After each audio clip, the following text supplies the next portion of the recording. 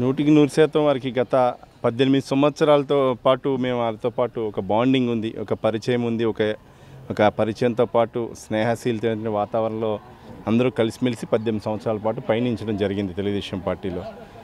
వారి నాయకుడికి ఏదైతే ఇబ్బంది జరుగుతూ ఉందో అటువంటి సమయంలో వారు అలాంటి నిర్ణయాలు చేయడం సబబుగా జరుగుతూ ఉంటాయి.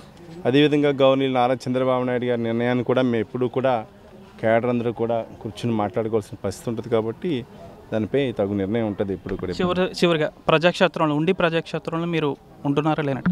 నువ్వు ఉండమన్నా వద్దన్నావా? అంటే 22వ తేదీన నామినేషన్ అంటున్నారు. ఎన్ని గంటలు అయిపోతున్నారు? యాక్చువల్లీ 10:47కి ఇది నెల క్రితం పెట్టిన ముహూర్తం. మనం ఎప్పుడైతే నోటిఫికేషన్ వచ్చి తర్వాత ఎప్పుడైతే జరిగిందో ఆ రోజు నుంచి కూడా కార్యాచరణలో బాగా ఉంది.